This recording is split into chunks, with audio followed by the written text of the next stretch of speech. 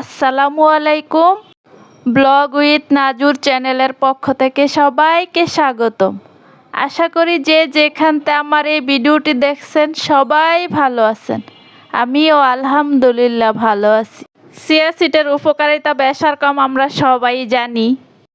আমার যেহেতু থাইরয়েড আর সাইনোসাইটিক্সের সমস্যা, দুইটা সমস্যা একই সাথে, তো আমি চিয়া সিড বা অন্যান্য যে ওষুধগুলো আছে খাওয়ার চেষ্টা করি। এই চিয়া সিডটা আমি রাত্রেই ভিজায় রাখি। এটার উপকারিতার কথা বলে শেষ করা যাবে না। এটা চাইলে যে কোনো মানুষও খেতে পারে, কোনো সমস্যা নাই। তো এদিকে রান্না করব, কিন্তু হলুদ গুঁড়ো, মরিচ গুঁড়ো, লবণ সব কিছুই শেষ। তো এখন প্যাকেটেতে এক এক করে ঢেলে নিব। সব কিছু গুছিয়ে গেছে নিলে হয় কি রান্নাটা অনেক সহজ হয়। এদিকে আমি অন্য একটা চুলায় ডাল বসিয়ে দিচ্ছি আর সব কিছু গুছিয়ে গেছে নিচ্ছি, ধুয়ে পরিষ্কার করে নিচ্ছি। আজ ভাবছি যে শিং মাছ, আলু, টমেটো দিয়ে রান্না করব আর করলা ভাজি করব, সাথে ডাল থাকবে।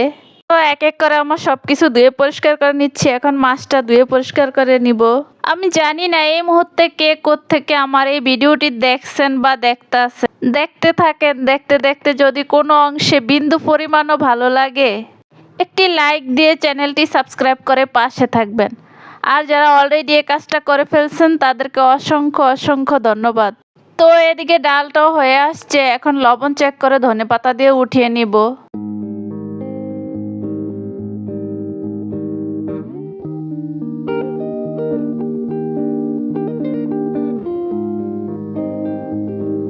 প্রতিনিয়তই আমার সাথে এটা হয়, অর্ধেক রান্না করতে হয় গ্যাসের চুলায়, অর্ধেক রান্না করতে হয় ইলেকট্রিক চুলায়। তো কি আর করা।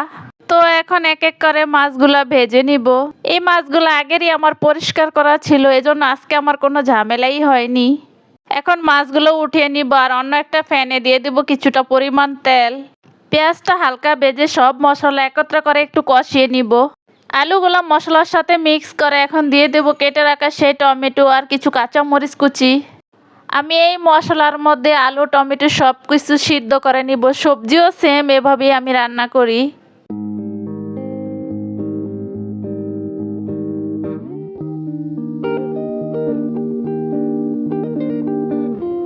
আমি জানি না কে কিভাবে ভিডিও করে, কিন্তু আমার এখন ভিডিও করতেছি আর হাত নড়াচড়া করতেছে, কেউ কিছু মনে করবেন না।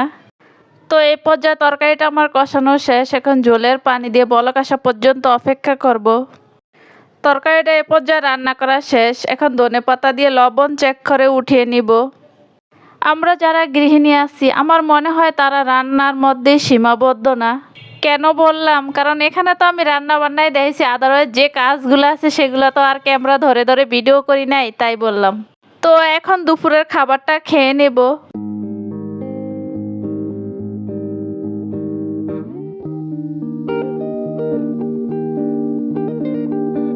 তো খাওয়া দাওয়া শেষ করে প্লেট বাটি ক্লিন করে ফিল্টারটা সকালেই ধুয়ে পরিষ্কার করে রেখেছি, কিন্তু পানি দেই না। তো এখন ভাবছি একটু পানি ঢেলে নেই।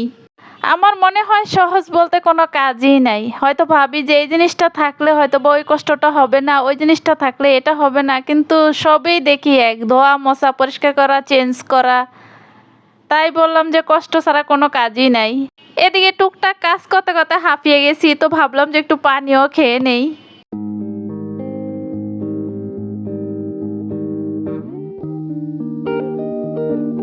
পুরুষ মানুষ বাহিরে চাকরি করলে টাকা পায়, কিন্তু আমরা যারা হাউসওয়াইফ আছি তারা ঘরের চাকরি, বিনা পয়সায় চাকরি করো, তাদের কোনো বেতন নাই। সব সময় একই কাজ, ঘুরে ফিরে একই কাজ। এটা শুধু আমার ক্ষেত্রে যে এমন না, এটা সব আপু বা সবার ক্ষেত্রেই বলছি। বিনা পয়সার চাকরি, তারপরও আমার কাছে কেন যেন ভালোই লাগে যে নিজের সংসার বলে কথা। যাই হোক, কথা বলতে বলতে এদিকে আমার আসবাবপত্রগুলোও আমি গুছিয়ে নিচ্ছি, সব ঝেড়ে মুছে নিচ্ছি। আসলে এগুলা নিত্যদিনের কাজ, বলার তেমন কিছু নাই আর দেখানোরও কিছু নাই। তারপরও আমি যে কাজগুলা করি, যেহেতু এই প্ল্যাটফর্মে এমন একটা জিনিস, এই প্ল্যাটফর্মে কে কি করে না করে তার লাইফস্টাইল সম্পর্কেই যেহেতু, তো আমি কি করি সেটাই আর কি শেয়ার করলাম। আজ ভাবছি ভাইরাল স্ট্রিট ফুড একটা খাবার তৈরি করব আর আপনাদের সাথে শেয়ার করব। তো এই খাবারটা তৈরি করতে যা যা লাগবে তা তা আমি সব কিছু নিয়ে আসছি। শসা, পেঁয়াজ, ধনেপাতা, কাঁচামরিচ এগুলো এখন ছিলে কেটে নিব। এই খাবারটা খেতে যে এত সুস্বাদু, এত টেস্টি, যে না খাইছেন আমার মনে হয় সে মিস করবেন। আমি সাধারণত বাহিরের খাবার খাই না, তাও আবার যদি মানুষ হাতে তৈরি করে মাখায়া খাবার দেয় সেটা তো আরও আগে আমি খাবো না। অনেকে রাস্তায় হয় কি বাহিরে আলু চক বা এটার আলুর দম কি বলে ওইটা বিক্রি করে, বা অনেকে খোলা খাবার বিক্রি করে। আমি সাধারণত ওই ধরনের খাবার খাই না, কিন্তু আমাকে একজনে এটা খাওয়ানোর পরে আমি বাসায় আজ ট্রাই করলাম, এত টেস্টি এত মজা। আমি পারি না প্রতিনিয়ত এটা বানায় খাই। যারা খাননি তারা একবার হইলেও ট্রাই করেন। তো কথা বলতে বলতে আমার কাটাকাটি শেষ করে ডিমও ছিলে নিচ্ছি। এখন যা যা লাগবে, যা যা মশলা লাগবে সব কিছুই আমি বের করে নিচ্ছি। এখন এক এক করে দিয়ে মেখে নিব। আরেকটা কথা বলতে ভুলেই গেছি, এই ডিমটা কিন্তু ফুল সিদ্ধ করা যাবে না, এটা কিন্তু হাফ সিদ্ধ করতে হবে। আর হাফ সিদ্ধ করা ডিম ছিলতে যে কতটা কষ্ট, যে বানায় বা যে তৈরি করে সেই জানে। এটা হচ্ছে একটু তেল বা চা পাতা দিয়ে যদি ডিমটা সিদ্ধ করা যায়, আমার মনে হয় সিলকাটা ভালোভাবে উঠে ফাটে না বা ভাঙ্গার একটা ভয় থাকে না। স্ট্রিট ফুড খাবারটা তৈরি করতে বাহিরের কিছুই লাগেনি আমার। সাধারণত আমার খালি 5 টাকা খরচ হয়েছে, আর যা ছিল সব ঘরেই ছিল।